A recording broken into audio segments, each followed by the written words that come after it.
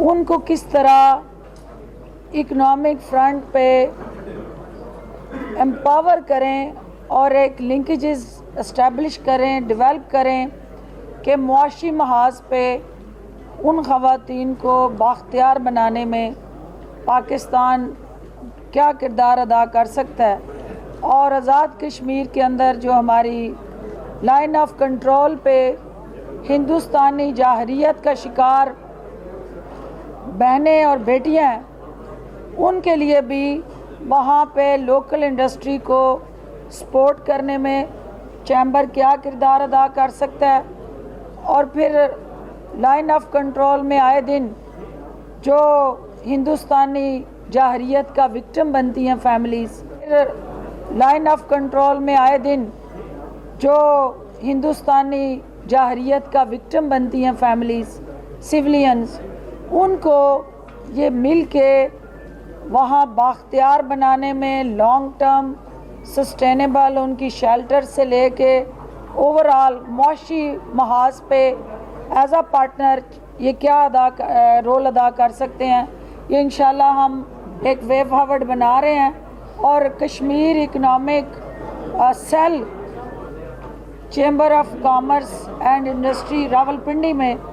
وہ بنے گا، اور جس کا فوکس ہوگا کہ جو کاٹیج انڈسٹری ہماری کشمیر کی ہے وہ تمام، کیونکہ جیمز اینڈ جولری تو ہے ہی ہے، لیکن اس میں ظاہر ہے گلگت بلتستان ایک بہت اہم ہمارا وہ ہب ہے جہاں سے یہ ساری چیزیں ہم نکالتے ہیں، تو اس کو بھی ہم اپنے ساتھ پارٹنرشپ میں لے کے اس کشمیری خواتین کو جو آزاد کشمیر میں ہے اور مقبوضہ کشمیر میں ہے، ان کے ساتھ بزنس کنیکٹیوٹی اور اونرشپ اور دنیا بھر کی جو بزنس ایسوسی ایشن ان کے ساتھ اٹیچ ہیں، دنیا میں جہاں جہاں ایز ایکسپورٹر یہ جاتے ہیں اور پاکستان کی ایز اے پاکستانی اپنی پروڈکٹ کی مارکیٹنگ کرتے ہیں، یہ چیزیں ہم نے ڈسکس کی ہیں کہ اب وہ صرف اپنی پروڈکٹ کی مارکیٹنگ نہیں کریں گے، ہر وہ بزنس مین جو پاکستان سے باہر جاتا ہے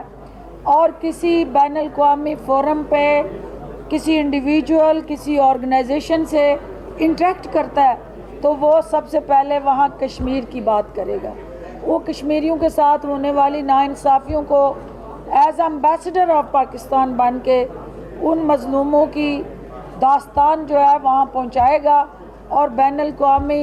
کمیونٹی کو متحرک کرے گا تاکہ ہندوستان کا جو سیاہ مکروہ چہرہ ہے وہ دنیا کو دکھایا جا سکے۔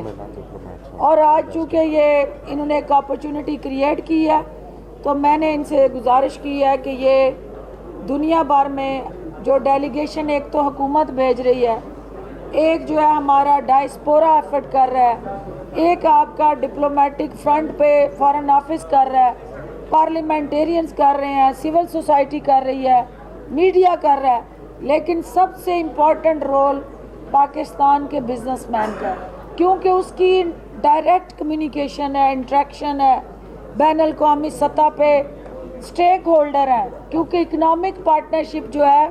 وہ سب سے اہم پارٹنرشپ ہے، تو جو ان کے اکنامک پارٹنر دنیا میں بیٹھے ہوئے ہیں یہ ان کو جھنجھوڑنے،